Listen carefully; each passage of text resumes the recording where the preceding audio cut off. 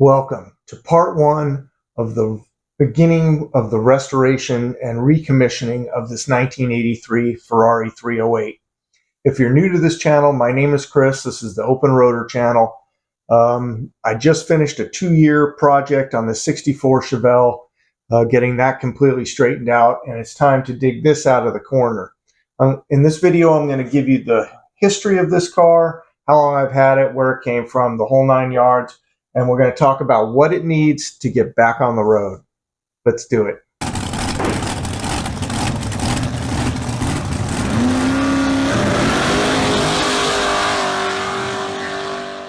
So real quick, if you're new to this channel or if you really like YouTube channels like this, these projects get done because generous people like you maybe go pick up a t-shirt, hit the like and subscribe, which I highly recommend. This is going to be a very, very long project. So if you want to see it, click the bell icon when you click the like button or the subscribe button, and then you'll get notified when videos about this car come up. There's going to be other things going on here and there as the process goes, but whenever you want to see this, you'll get notified when that comes up. Like I said, if you watch YouTube videos on cars, a lot of those cars are being able to be built because people are watching them.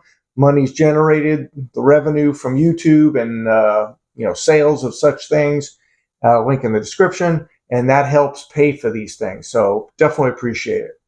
So the history of this car and how it came to me is this. So I know that the car was purchased brand new in 1983 by a gentleman in Beverly Hills, California. It was then sold briefly or traded, I believe, for a piece of property in Arizona.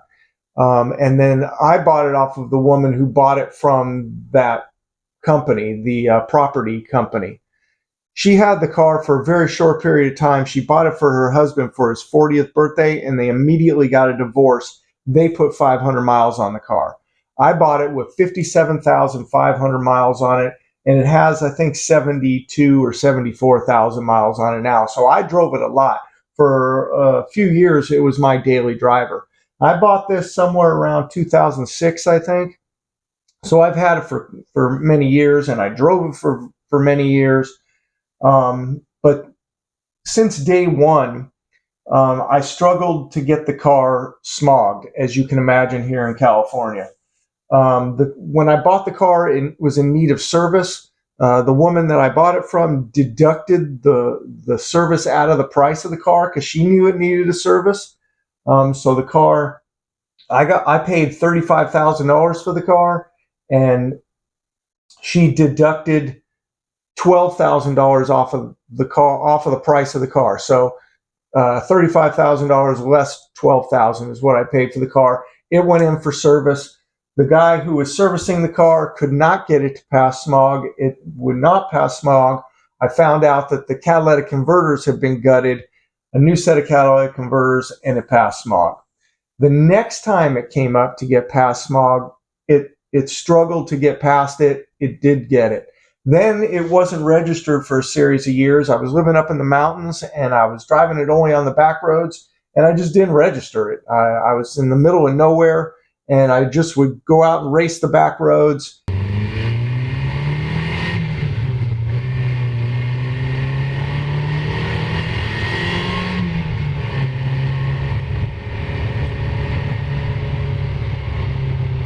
And I didn't even bother registering it for maybe 5 years. And then when I went back to get it smogged again, it again didn't pass smog, and I had taken it to a shop that I had taken quite a few of my cars to, and he tried to get it to pass smog. It did not pass smog, and when it came back, it had a problem, and I didn't know what its problem was for some time. And then when I finally did get back to the car, I found out the worst case scenario, the worst possible thing had happened. It looks like that the guy who was trying to get it to pass smog had leaned it out too much and ended up burning a valve. Absolute nightmare. However, one of the reasons that these cars do not pass smog or end up having problems is because people don't drive them. For some reason, people don't want to drive their Ferraris. They don't want to drive their exotic sports cars. They want to keep the mileage low for resale value.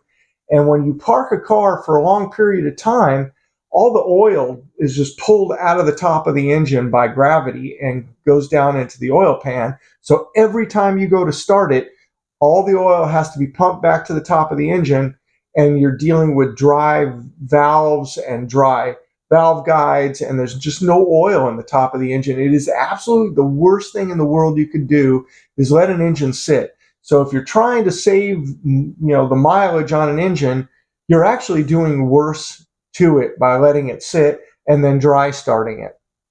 On these cars, I don't know how you would, oil prime the engine before starting it.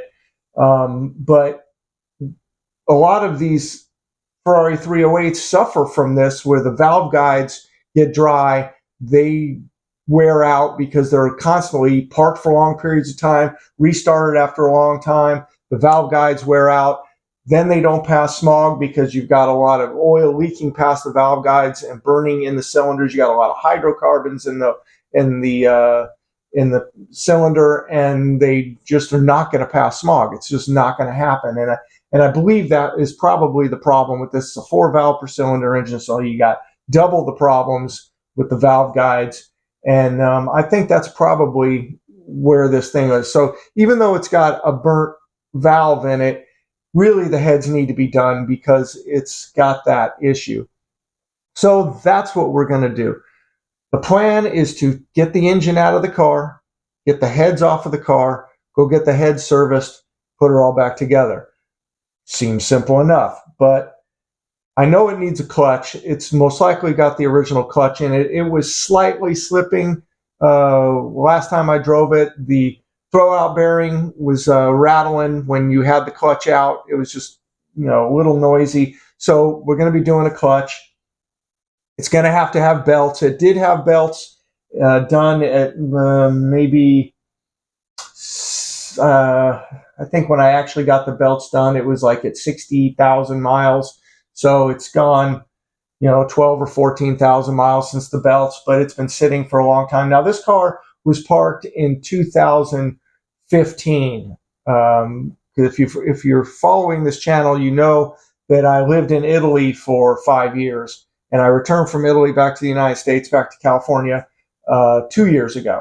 So this car was parked right around 2015, end of 2015. So it hasn't run since then. It's been parked the whole time. It's been stashed in the corner on this side of the garage under a cover for the last 2 years since it's been out of storage.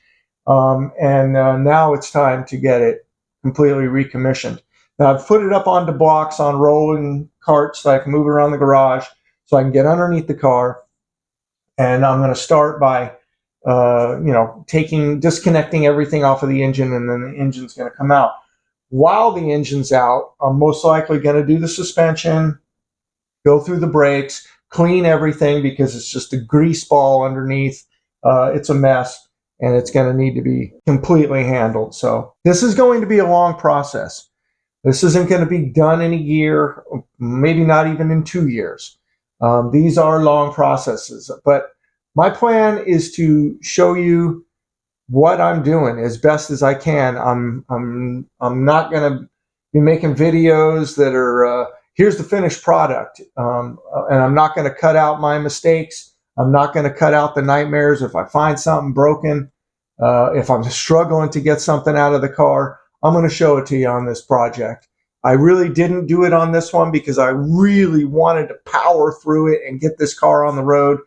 This car, I'm not so much of a hurry on. It's going to take a lot of time and a lot of money. And, really for the cost of what it's going to cost to get this thing running, I could convert it to EV. And a lot of people are doing that. You could double the horsepower in this car from 260 horsepower to 500 with a Tesla motor. But I think a lot of people would hunt me down if I did that. So the plan is to get her back on the road. So if you want to see it, click the like and subscribe. Watch these videos all the way to the end. It makes a difference to the YouTube algorithm. Maybe pick up a t-shirt. I'll see if I can get this car on a T-shirt. You can help support it. Also, check out another video I made on why this car is the ultimate underdog and explain how great these things really are. These are great cars. They really, really have gotten dogged on over the years, but these are great cars. They're small. This is smaller than a Toyota MR2 second generation.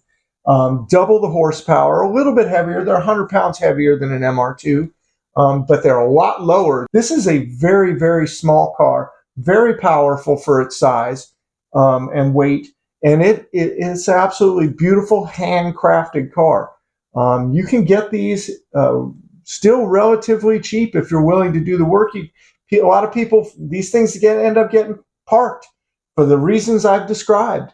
And if you can turn a wrench, you can work on this car. Every piece is available on this car. You can buy all the consumable parts brand new, either from Ferrari or Ferrari suppliers. They are expensive. It's not a joke. Parts on this car are astronomically expensive. But if you can do the work, if you can turn a wrench, if you can read an owner's manual, a service manual, you can work on this car, and I'm going to do it. Now, there are countless videos already on YouTube on people bringing these things back to life. This is going to be another one of them. I'm going to show it to you on this channel. So click the like and subscribe, and let's get into it.